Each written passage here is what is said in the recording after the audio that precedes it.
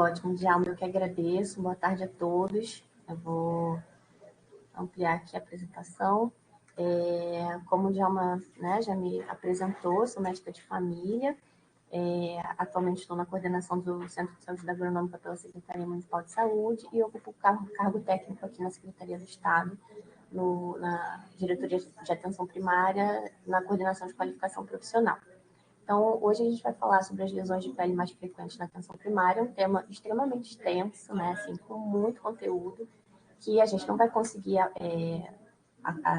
ampliar, né, e falar sobre tudo hoje, mas eu procurei trazer o que realmente é mais frequente, o que geralmente as pessoas têm alguma dúvida.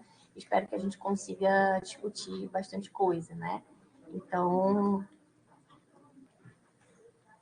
para a gente começar, eu vou passar um pouquinho sobre as lesões elementares, né? Porque é importante conhecer as lesões elementares, porque isso auxilia no raciocínio diagnóstico e na descrição da lesão, até para registro próprio, ou se precisar fazer algum tipo de encaminhamento, que a lesão seja descrita de forma correta, né? Eu percebo que isso é uma dificuldade importante, então eu trouxe o resumo das lesões para que a gente depois parta para a descrição e para o diagnóstico, tratamento das patologias que mais aparecem para a gente ali na PS, né? Então, dividindo em grupos, as lesões planas, inicialmente, né? A gente tem as máculas, que são alteração da coloração da pele sem relevo, não palpável, entre 0,5 e 1 centímetro de diâmetro. Então, seriam manchas pequenas, né? Assim, em resumo.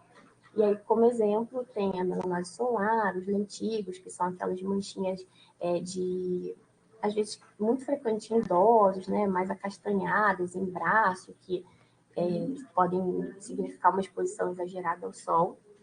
A mancha, por si só, também uma alteração da coloração da pele, sem relevo, não palpável, porém maior, né, entre mais de 0,5 a 1 centímetro de diâmetro. E aí podem ser vários exemplos, né, o vitiligo, melasma, mancha café com leite, que é muito comum em criança. Um outro exemplo de lesão plana é o eritema, que é a coloração avermelhada da pele devido à dilatação dos vasos. E aí, um exemplo muito clássico é o exantema viral ou as dermatites, né, que são muito comuns. A eritrodermia seria a vermelhidão da pele que envolve mais de 90% da superfície corporal. Um exemplo importante seria a psoríase eritrodérmica, né, que é um acometimento grave, importante, e as lesões de alergia, né, de atopia medicamentosa, que podem também ser confundidas com o exantema viral. Dentro das lesões sólidas com relevo, a gente começa descrevendo as pápulas, né, que são lesões palpáveis, elevadas, entre 0,5 e 1 centímetro de diâmetro, que podem ter como exemplo a acne, os nevos, os moluscos. A placa seria uma lesão palpável, elevada, maior que 0,5 a 1 centímetro, e pode ser também uma aglomeração de pequenas pápulas, né, uma confluência de pequenas pápulas. E aí, como exemplo, a gente tem a sarcoidose, a psoríase, o líquen. O nódulo é uma lesão arredondada ou elíptica, geralmente mais palpável do que visível. Isso é importante, que um exemplo bem clássico do nódulo é o eritema nodoso, que acomete a região de perna, e aí a gente percebe que é mais palpável mesmo do que visível, pode ter um eritema ao redor. Uma outra lesão sólida com relevo, tumor, que pode ser considerado um nódulo também, o que varia geralmente o tamanho. E aí, como exemplo, a gente tem o lipoma, um exemplo clássico também, que a gente diagnostica bastante, né, na atenção primária. A goma seria uma lesão nodular, porém com uma liquefação central e posteriormente uma ulceração. É bem característica essa evolução assim, da lesão da goma, que pode acontecer na sífilis terciária ou na tuberculose cutânea. O cisto seria uma cavidade esférica encapsulada, que pode ter um conteúdo líquido ou semissólido. Um exemplo clássico são os cistos epidérmicos, que também chegam bastante para a gente, né? Principalmente para quem faz pequeno procedimento na atenção primária, então pega bastante esse tipo de lesão. A urtica, como o próprio nome diz, é um edema cutâneo fugaz e é bem característico da urticária, né? Uma lesão bastante comum também e bem conhecida. O comedo é o vulgar cravo, né, que seria a dilatação do infundíbulo do folículo piloso, contendo uma rolha de queratina e uma substância gordurosa, que é o comedão, né, que pode ser um componente da acne, que é, como eu disse, o vulgar cravo. A vegetação é uma lesão sólida, pedunculada, com aspecto de couve-flor, bem característica também do condiloma. E a verrucosidade é uma lesão elevada, endurecida, inelástica, amarelada e hiperceratótica, muito característico da verruga vulgar. Um outro grupo de lesão são as lesões de conteúdo líquido, né? Sempre a gente pode perceber assim, que nessa descrição a gente começa pelas menores lesões até as maiores, e dependendo do seu conteúdo também, que pode mudar a nomenclatura. Então, a vesícula é uma lesão elevada, com conteúdo claro, geralmente pequenininha, né, entre 0,5 e 1 centímetro, e é muito característica do exemplo do herpes simples. A bolha seria uma lesão elevada, com conteúdo que pode ser citrino, hemorrágico ou purulento, e geralmente maior, né, maior do que 0,5 a 1 centímetro. Pode ser a bolha por fricção, pênfigo, doenças um pouquinho mais graves, como a epidermólise bolhosa, também como exemplo. A pústula é uma lesão elevada, superficial, que contém a coleção purulenta e pode ser de tamanho variado, né? Pode acontecer na acne, na psoríase pustular. O furúnculo é uma lesão bem clássica, né? Bem característica, e é uma lesão alimentar, né? Então, no caso de furúnculo, não tem muito o que descrever na evolução, mas é característica de uma foliculite necrosante profunda com supuração. E a gente pode ter uma outra lesão, que é a coalescência de vários furúnculos que a gente chama de carbúnculo. E o abscesso também, bem típico, característico, todo mundo conhece, né, que é o acúmulo de material purulento na derme profundo no tecido subcutâneo. O outro grupo de lesão alimentar seriam aquelas que causam alterações da espessura. Então, a gente tem a queratose, que é o espessamento endurecido, com superfície áspera, que seria o exemplo do corno cutâneo. A liquenificação, que é o espessamento e acentuação dos sucos naturais da pele, principalmente da cor e por fricção, que pode acontecer na dermatite atópica, no líquido.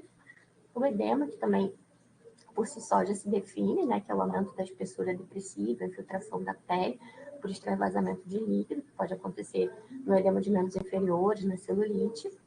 A infiltração é o aumento da espessura da consistência da pele com diminuição dos sucos, que aí seria o exemplo do carcinoma, né? Seria um edema mais localizado, mal definido, que você olha e vê que aquela pele está infiltrada mesmo, assim como o próprio nome diz. A esclerose é o endurecimento circunscrito ou difuso da pele, resultante da fibrose dérmica, né? Que, como exemplo, tem-se a morfeia. E a atrofia é a diminuição da espessura, podendo ter um sulco, pregueamento da pele, e pode acontecer nas estrias, na atrofia por uso prolongado de corticóide tópico. E a cicatriz, o próprio nome também já define, né, que é um processo de reparo com formação de tecido conectivo. E aí pode acontecer, principalmente depois de traumas.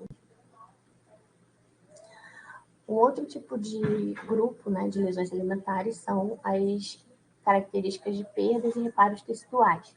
Então, a gente pode ver a descamação, que é a descamação da camada córnea, que pode acontecer em diversas comorbidades. A erosão, que é a perda da epiderme no máximo até a derme superficial, então seria uma ruptura ali da camada mais superficial da pele, né, que pode acontecer por trauma, pode acontecer no infectivo.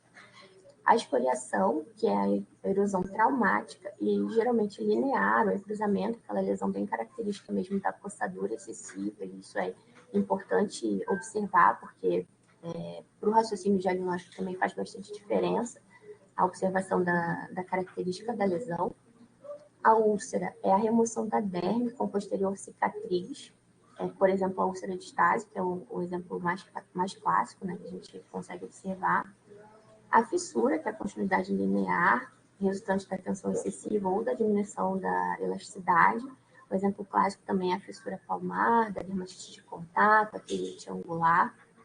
A crosta, que é o depósito endurecido pode ser por dessecamento do sangue, de líquido seroso ou de exudato purulento, que também é bem fácil, tranquilo de avaliar, né? E pode acontecer no efetivo, na escoriação. A escara também, o próprio nome já se define, né? É uma área circunscrita, endurecida, com necrose central, muito característica da úlcera de pressão. E a fístula, que é um trajeto linear que conecta uma cavidade profunda à superfície cutânea, que pode acontecer na hidrodenite supurativa. Então, faltam as lesões vasculares agora, né? Os grupos são extensos.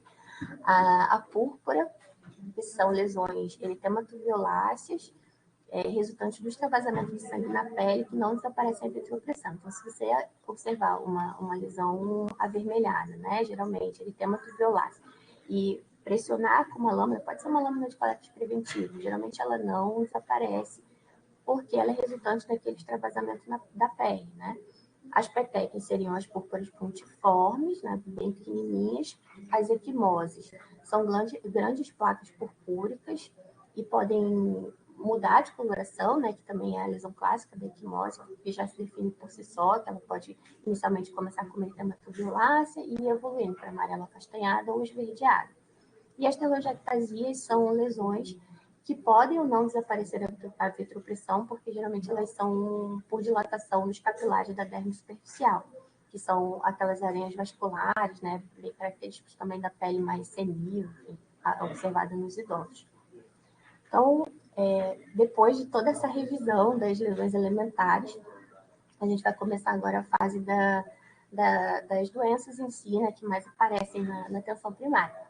Então, essa é uma foto bem característica de lesões nas extensões flexoras, né, que a gente pode definir como placas eritematosas mal definidas, com descamação. Às vezes a descamação não fica tão evidente na foto, né, e prurido, mas é um diagnóstico que costuma chegar bastante. E aí a gente pode caracterizar como uma dermatite atópica, né? As áreas de maior acometimento podem ser essa fossa antecubital, pescoço, região retropatelar. E como diagnóstico diferenciais, a gente pode ter a dermatite de contato, a psoríase e a dermatofitose.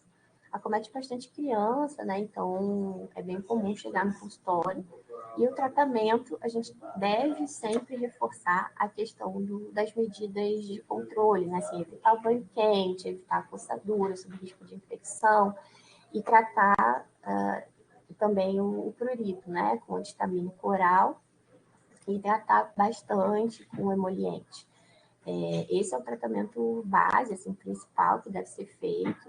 Idealmente, deve-se recomendar hidratantes que sejam mais neutros, que não tenham tanto cheiro, que não tenham tanta cor, mas são produtos que geralmente têm um custo elevado, né? Então, assim, eu também procurei trazer os tratamentos bem adequados, assim, para a realidade da atenção primária.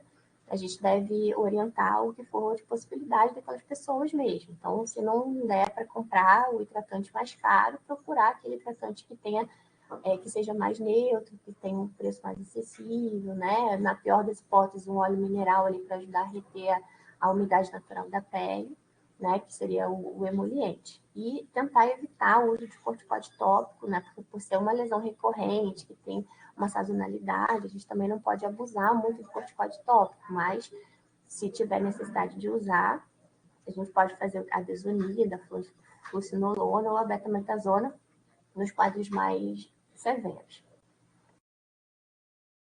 Uma outra lesão bastante importante, que confunde, né, com a primeira apresentada, é essa aqui. Mas eu procurei trazer também fotos bem características, né, para facilitar um pouco assim, a fixação e o aprendizado. Então, a gente vê aqui nessa foto placas eritematosas mal definidas, que pode ter uma descamação seca ou uma descamação gordurosa e também muita característica de fluido, né? Bem característica a localização no diagnóstico, no raciocínio dermatológico, assim, a localização da lesão também é bem importante. Então, nesse sulco nasogeniano, região de face, atrás da orelha, e aí a gente faz o diagnóstico da dermatite seborreica, né? E como diagnósticos diferenciais, a gente pode dizer o impetigo, a psoríase, a dermatofitose, a psoríase versicolor, dependendo da da localização, pode ter tronco também, então pode confundir com a psoríase versicolor, com lúpus e a sífilis secundária.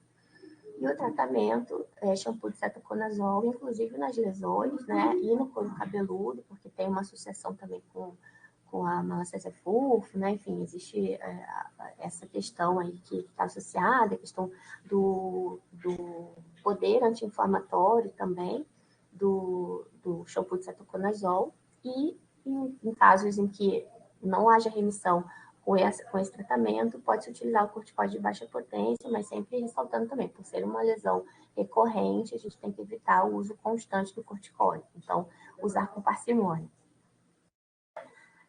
Outra lesão bastante característica, né, é essa que está aparecendo agora na foto, que a gente pode descrever como uma mancha eritematosa, que pode ter uma descamação ou não, podem ter pequenas pápulas também satélites, e aí a gente faz o diagnóstico de dermatite de fralda, né? É muito comum em bebês e crianças na puericultura, e um importante diagnóstico diferencial é a candidíase, ressaltando que a candidíase, ela costuma não pulpar as dobras, né? Então, aqui na foto, inicialmente a gente não pensaria em candidíase, porque as dobras do bebezinho não estariam pulpadas. E aí também, como parte do tratamento, é importante ressaltar a troca frequente de fraldas. Existe sempre o mito, né, da questão do tipo, da marca de fralda, mas isso aí está mais relacionado com a questão da absorção mesmo, do contato mais frequente da urina e das fezes com a pele do que uma alergia, né, como se costuma dizer, assim, não tem muita associação com alergia, seria mais a questão mesmo do contato. Então, é importante orientar a troca frequente das fraldas. O creme de barreira, que é parte essencial do tratamento, né, o óxido de zinco, principalmente numa camada mais espessa, para justamente evitar esse contato e evitar a dermatite. E o corticoide de baixa potência, se for um quadro com muito eritema, com muita irritabilidade, mas também, mais uma vez, ressaltando com parcimônia, né? Porque o corticoide, quando ocluído pela fralda, ele pode aumentar a potência. A gente tem que lembrar que, geralmente, é um bebezinho, né? Isso pode ter repercussão sistêmica, então o corticoide ele fica reservado mesmo para esses casos mais graves. E procurar sempre o corticoide de baixa potência, que é a hidrocortisona. Existe também muita gente, né, que costuma associar o antifúngico tópico, mas, como eu disse ali, se você suspeita que tem candidíase, você pode fazer o antifúngico tópico.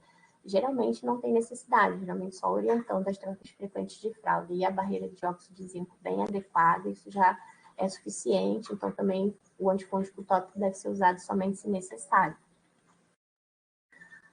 Essa é uma lesão que geralmente costuma confundir bastante, né? E como a maioria das lesões dermatológicas se orienta a usar o corticoide, esse é um tipo de diagnóstico que o corticoide usado sem indicação, né? Ele piora a lesão.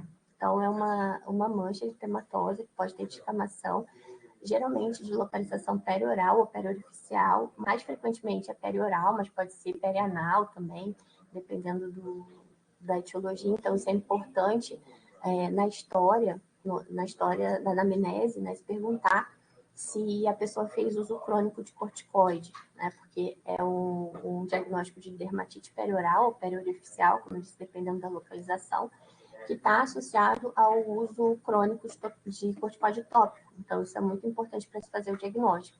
E aí, se você olha, acha que é uma dermatite, prescreve um corticoide, não vai melhorar, vai piorar, vai evoluir.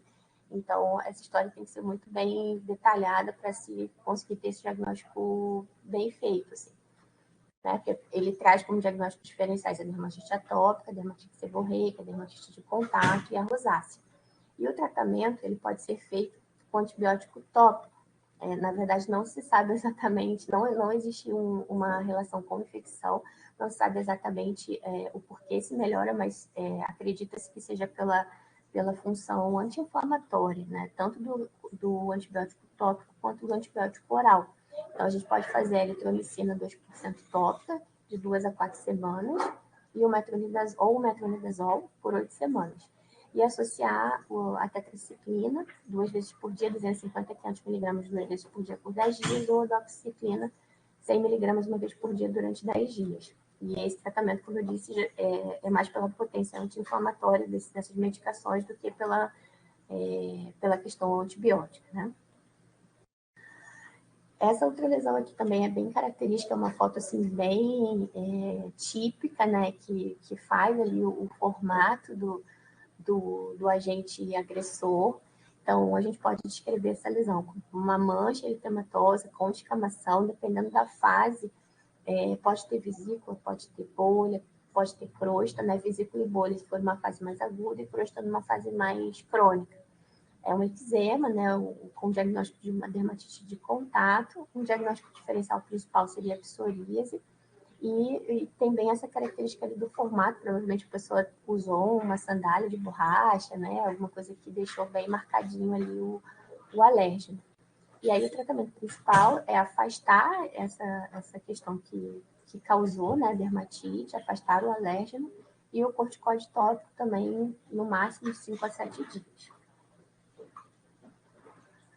Essa é uma lesão também que costuma confundir bastante, mas ela é bem típica, bem característica, essa foto também para guardar assim na memória, que geralmente acomete tronco, pode ser tronco, né, anterior, abdômen, tórax ou tronco posterior, e a história começa com uma placa, uma pápula eritematosa inicial, né, que a gente pode chamar de medalhão, com outras lesões satélites, que podem ser pequenas pápulas ou outras placas também, com descamação fina na periferia. Então, essa foto é bem típica aí do medalhão, aqui né, da lesão maior, com outras lesões satélites. E o diagnóstico é psoríase rose.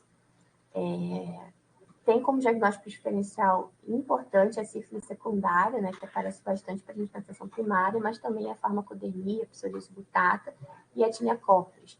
É uma lesão que, pela etiologia, geralmente não tem prurido, mas a gente acredita também que, pelo efeito psicológico da lesão, o paciente às vezes relata que coça e tudo, mas ela não tem uma etiologia que gere prurido, né, que libera histamina. E ela também ainda não se sabe exatamente a etiologia da psoríase rose, mas ela costuma evoluir com uma remissão espontânea até 6 semanas.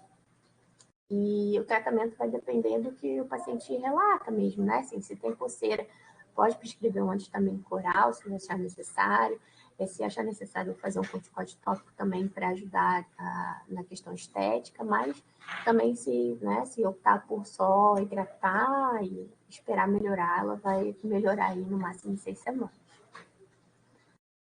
Outra lesão bem típica, bem característica, que aparece bastante, são as manchas, né, ou máculas, que podem ser tanto eritematosas como hipocrômicas ou acastanhadas. O que aparece mais são as manchas ou máculas hipocrômicas, mas eu trouxe essa descrição também para a gente lembrar que, pelo próprio nome do diagnóstico da doença, né, que é a psoríase versicolor, ela pode se apresentar com essas 3 colorações, né, tanto o eritema quanto a hipocromia, que é a mancha branquinha ou acastanhada. E com descamação fina, quando a gente faz aquela extensão assim da pele, que é o sinal de Zilleri, né? Quando você pega e estende assim a mancha, tem aquela descamaçãozinha fininha, que é bem típica da psoríase versicolor. E dependendo da localização, tem como diagnóstico diferencial a dermatite seborreica, a psoríase rosa e a própria sífilis secundária. O tratamento ele pode ser feito com cetoconazol ou miconazol tópico, e de preferência, né, a terapia oral ficar reservada para doença refratária ao tratamento tópico ou quando há dificuldade de manejo da terapia tópica, né? Uma pessoa que se avalia que não vai ter condições de utilizar a medicação tópica de maneira efetiva, daí a gente pode prescrever o tratamento oral. E aqui eu trouxe a lesão, as outras apresentações, né, da lesão, que é a mancha hipocrômica. Nessa foto aqui dá para ver bastante a descamação fina, né, que se a gente esticar um pouquinho a pele, a gente faz o sinal de Zilleri, e aqui a apresentação acastanhada. E eu trouxe aqui um quadrinho, né, do tratamento, lembrando que a gente pode fazer o creme, o antifúngico tópico, e associar também o shampoo de cetoconazol. Né? O creme a gente faz 1 ou 2 vezes por dia, no mínimo por 2 semanas, né, de 2 a 3 semanas, a maioria das vezes há 4 semanas. É importante na psoriase versicolor também orientar a pessoa que a coloração da pele demora um pouco a voltar, porque isso é uma queixa constante também, assim, eu já fiz o tratamento e não melhoro. Provavelmente, se ela fez o tratamento corretamente, não vai ter mais fungo ali, né? É só a questão da coloração da pele que leva um pouquinho de tempo mais para voltar ao normal. Então, se a pessoa garante que fez o tratamento adequado, é só orientar o banho de sol ali para a questão estética desaparecer. Né? Então, o antifúngico em creme, o cetoconazol shampoo, é importante passar o cetoconazol shampoo tanto nas lesões da pele quanto no couro cabeludo, e deixar ele agir pelo menos uns 5 minutinhos e fazer pelo menos 3 vezes por semana, que costuma ressecar um pouco o couro cabeludo, então a gente orienta que faça 3 vezes na semana até melhorar. E se for necessário, a gente pode usar o fluconazol ou o traconazol. O fluconazol 300 mg oral uma vez por semana durante 3 semanas e o traconazol uma vez por dia durante 5 dias. Essa foto aqui também costuma ser bem característico de criança, assim, mais comum em criança. Seria uma mancha hipocrômica. Quando você olha mais de perto, a foto não ficou muito boa, ela pode ter uma ceratose pilar, que é o espessamento do folículo piloso. Então, é aquela lesão que a gente passa a mão assim, ela tem uma sensação meio de lixa, né? Característica de face, de braço. Pode ter ou não correlação com atopia, e é a psoríase alba, né? Existe um mito também de que tem uma correlação com verminose, mas isso não é verdade. Geralmente a mãe chega, ele tá com mancha branca no rosto, acho que ele tá com verme, mas não tem correlação, né? Psoríase alba e autolimitada também, não se recomenda fazer corticóide, porque pelos efeitos do corticóide, atrofia, enfim, como é uma lesão autolimitada, só orientar a hidratação adequada e esperar melhorar. Mas é uma lesão que causa um pouco de angústia, geralmente na família, assim, pela questão estética mesmo, né? Dependendo da extensão. E como diagnóstico diferencial, psoríase versicolor. Mas geralmente a psoríase alba ela não tem descamação, não tem aquele sinal de Ziller, né, que eu falei. Uma outra lesão seria essa placa eritematosa com bordas elevadas e descamação, principalmente central. O diagnóstico é tínia, né? Eu coloquei a tínia corporis aqui pela localização, mas ela pode ser capites, ela pode ser cruz, dependendo de onde apareça a lesão. Geralmente uma lesão única, mas podem ter outras ao redor também. E como diagnóstico diferencial, a gente pode falar do eritema anular, da psoríase e da hanseníase, né? Que é um diagnóstico importante para ficar ligado. Se tiver dúvida, fazer avaliar a sensibilidade, né? Fazer os testes da hanseníase. Eu não trouxe hanseníase aqui, porque a hanseníase é uma aula à parte, mas é importante lembrar quando se vê uma lesão desse tipo. E o tratamento, antifúngicos tópicos, né? O miconazol, que tiver disponível, miconazol, traconazol. É importante ressaltar que a nistatina não é efetiva para o tratamento de dermatofitose. A gente ainda vê, assim, algumas pessoas, né, usando nistatina e tal. Então, deixo claro aqui que ela não deve ser utilizada. Os antifúngicos tópicos também, como eu falei anteriormente, 2 vezes por dia, de 1 a 3 semanas, mas geralmente a gente faz 3 semanas. E o tempo de tratamento varia de acordo com a resposta clínica, né? O ideal é que se faça até melhorar. Lesões mais extensas ou com falhas de tratamento tópico, a gente pode utilizar um antifúngico sistêmico, que eu vou mostrar daqui a pouquinho as opções num quadrinho para facilitar, mas em geral, de primeira escolha são a terbinafina e traconazol. Essa outra lesão aqui também bem característica e mais frequente em criança, né? Uma placa eritematosa com bordas elevadas, que a gente vê áreas de tonsura, né? Que é como se fosse o cabelo tivesse sido cortado assim no meio, e é característico da tinea capitis, né? É um diagnóstico diferencial, seria dermatite seborreica, alopecia areata, foliculite ou impetigo, e o tratamento antifúngico oral. Então, aqui um quadrinho com as opções, né, dos antifúngicos sistêmicos, que podem ser usados para criança ou para adulto. Para criança, às vezes é difícil ter disponível a grisofulvina, mas seria o tratamento de escolha. Mas pode fazer o fluconazol, terbinafina também, nas doses, na duração que está descrita aqui na tabelinha. Essa outra foto aqui acho que não ficou muito visível, não ficou muito bom, mas são vesículas pruriginosas que pode ter fissura, descamação também, e a liquenificação, que é aquela acentuação dos sucos naturais da pele. O diagnóstico é o eczema desidrótico, e um importante diagnóstico diferencial são as infecções fúngicas, que podem se apresentar como a desidrose, né, que são as vesículas pequenininhas, por si só, ou podem ser o que se chama de ID, né, que é você tem uma lesão fúngica em outra localização, por exemplo, uma lesão fúngica na pele e tem as vesículas pruriginosas na mão, que são as IDs. Né? E o impetigo também, que pode se apresentar por vesículas e pústulas, né? Então, o eczema desdrótico também é bastante frequente e o tratamento são os corticoides tópicos de alta potência. Aqui a gente tem a descrição dos comedões, né, como eu expliquei lá nas lesões elementares, que podem ser abertos ou fechados, as pápulas, as pústulas e os nódulos. A mesma pessoa pode ter qualquer a gradação das lesões, né, pode ter, e é isso característica da gravidade da acne. A acne leve pode ter só comedão, pode ter comedão em pápula, uma moderada já pode ter pápula, pústula, moderada severa, nódulo. Então, a mesma pessoa ela pode ter todos esses tipos de lesão que estão descritos aqui. Como eu disse, o diagnóstico é a acne e os diagnósticos diferenciais, a rosácea, a foliculite e a dermatite perioral. O tratamento vai depender do grau, né? Se ele for leve, a gente pode fazer os antibióticos tópicos, o peróxido de benzoíla, que às vezes tem disponível em algumas unidades, e os retinoides tópicos. E aí aqui eu trago um quadrinho que está no Tratado de Medicina de Família do Russo, né? Que fala um pouco sobre o manejo, como eu disse, dependendo da gravidade. E aí, os critérios de encaminhamento também, né? Se é uma acne moderada grave, se tentou fazer o antibiótico sistêmico, o retinoide tópico, 4 a 8 semanas, não melhorou, encaminha seu dermatologista. Se for uma acne severa, também já encaminharia direto.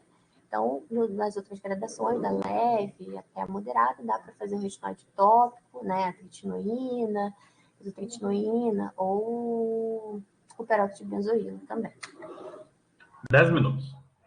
Tá bom, acho que eu já tô acabando.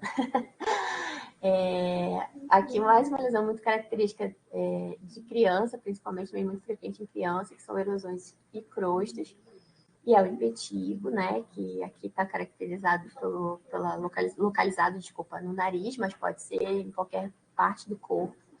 E aí os diagnósticos diferenciais são a escoriação, a dermatite de contato e o herpes simples. Pode-se, dependendo da extensão, inicialmente fazer o tratamento com a mupirocina tópica, mas por muito extenso, avaliar que precisa também um antibiótico sistêmico, preferencialmente a cefalexina. Outra lesão que aparece aqui são vesículas agrupadas com base eritematosa, e isso é bem característico do herpes, né? O diagnóstico de herpes simples. Você olha e vê aquele agrupamento de vesículas, mas que também pode confundir nos diagnósticos diferenciais com impetigo e com a dermatite de contato. O tratamento, preferencialmente, na infecção primária, principalmente, deve ser feito com aciclovir oral para que você evitar recorrência e diminuir o tempo de lesão. Na recorrência, você pode até fazer o aciclovir oral, mas mais para diminuir o tempo de lesão. O aciclovir tópico, ele é mais sintomático, assim, né? Ele não tem tanta efetividade na diminuição do tempo de lesão, ele causa mais um alívio ali, tópico mesmo, mas o tratamento mais indicado seria o aciclovir oral, principalmente na infecção primária, que aí você evita muita recorrência. Essa lesão aqui também é uma lesão que chega frequentemente para paciente com história de contato com areia, né? Com uma lesão ali que pode inicialmente ser só uma pápula eritematória, mas que depois evolui para um trajeto meio serpiginoso, com bastante prurido, principalmente acometendo os pés, o diagnóstico da larva migras. Desculpa, ficou faltando aqui os diagnósticos diferenciais, mas a gente pode ter a dermatite de contato também. E o tratamento é preferencialmente o ivermectina ou albendazol oral ou o tiabendazol tópico por 10 dias. A ivermectina 1 a 2 dias, né? O albendazol por 3 dias e o tiabendazol tópico por 10 dias. E aqui mais um clássico que aparece, né? Que são as micropápulas esporiadas, algumas você consegue observar um trajeto linear, com bastante prurido, principalmente prurido noturno. que é a escabiose. O diagnóstico diferencial seria a dermatite atópica e o tratamento deve ser muito ressaltado, né, as medidas ambientais, que é tratar todo mundo da família, trocar roupa de cama, se for possível, passar o ferro quente, essa parte essencial do tratamento, né, além do benzoato de benzila tópico, a permetrina tópica ou a ivermectina oral.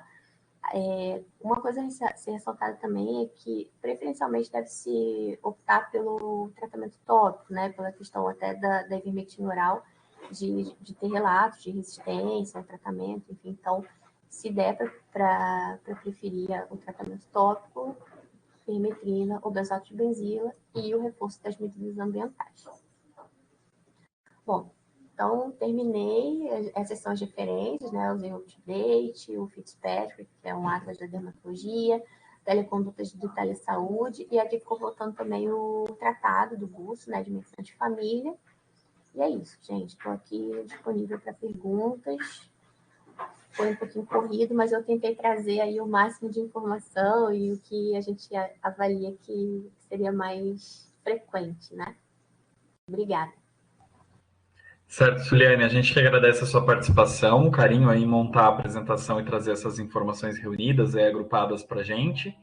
E aí, então, dando ênfase aí ao seu convite para o pessoal mandar as perguntas, as dúvidas, os questionamentos, os comentários, enfim, os relatos aí de situações, né, que vivenciam nas unidades de saúde com relação a essas lesões que você apresentou. E também sobre as questões ali, o diagnóstico diferencial, o diagnóstico ou os tratamentos indicados, né? Se alguém tiver alguma dúvida, alguma questão, por favor, aproveitem aí essa oportunidade, esse momento de transmissão ao vivo para vocês aproveitarem que a Suliane está aí e poder auxiliá-los, tá bom? Vamos ficar aguardando, acho que no nosso chat ainda não tem nenhuma pergunta. Vamos ver se o pessoal que está conectado manda alguma questão para a gente, para podermos dialogar e conversar um pouco, tá bom? Aproveitando que também falamos sobre lesões de pele, tem o nosso serviço de telediagnóstico em dermatologia, a teledermatologia, que é oferecida pela UFSC, pelo Telesaúde UFSC, que é referência nacional. Nós, a partir da ferramenta e da plataforma e do protocolo desenvolvido na UFSC, nós estamos em expansão, né, já disponível para vários estados do Brasil, vários municípios aí, Santa Catarina fora. E aí tem o serviço de teledermato aí que vocês, quem não conhece, município que não conhece ou não utiliza, está à disposição. O serviço, todo mundo que tem cadastro pode estar solicitando. Se tiver alguma dúvida, também entrar em contato com a nossa equipe, que daí dá as orientações, a capacitação para os técnicos para poderem realizar os exames, o acompanhamento da qualidade, da validação desses exames, enfim. Tá bom? O serviço de teledermato também está aí, trazendo a especialidade de dermatologia para mais próximo da atenção primária, para auxiliar a resolver esses gargalos aí da atenção primária ou dos possíveis e dos encaminhamentos necessários para a atenção secundária ou terciária, de acordo com a gravidade dos problemas encontrados aí na população, tá bom? Acho que, Suliane, por hoje, o pessoal não tem perguntas. Tem ali só o agradecimento, né, pela aula. Se você quiser aproveitar esse tempo, reforçar algo que você tenha dito, como você bem colocou no começo, que a gente já tinha comentado, é um assunto bastante denso, tem muita coisa aí para se falar, ou se você quiser voltar em algum aspecto, ou compartilhar alguma outra fonte, né, da onde as pessoas podem, algum contato, onde as pessoas podem estar buscando auxílio, um outro serviço que você conheça, que também, nesse momento ali de atendimento ao paciente, pode ser útil, né, e mais rápido para os profissionais tirarem alguma dúvida, enfim, da sua experiência aí, do como você também atua, fique à vontade, tá? É uma sugestão. Não, imagina, obrigada, Djalma. Eu acho que, como você bem disse, né, o teledermato é uma ferramenta muito útil, muito utilizada. Como eu falei, eu tentei trazer o máximo ali de informações, mas fica a sugestão também, né? Quem tiver alguma sugestão de uma aula à parte, né? Tipo, acne é uma aula à parte, hanseníase, não consegui falar, porque também é outra aula à parte. Então, fica essa sugestão também, né? Para quem tiver o canal aberto e quiser sugerir uma próxima aí para o pessoal do Telesaúde. E aproveitar também para divulgar, já que você falou, né? Tomara que realmente a gente entre o ano aí sem nenhuma surpresa aguda, mas que em breve, muito em breve, a gente está aqui da qualificação profissional, a gente vai estar lançando o protocolo de dengue também, que vai ser disponibilizado aí para todo o estado, que está bem legal, bem bacana. Então, aproveitando só para divulgar mesmo e agradecer o espaço, agradecer, né, a oportunidade e me colocar à disposição também caso precisem, tá? Muito obrigada e boa tarde.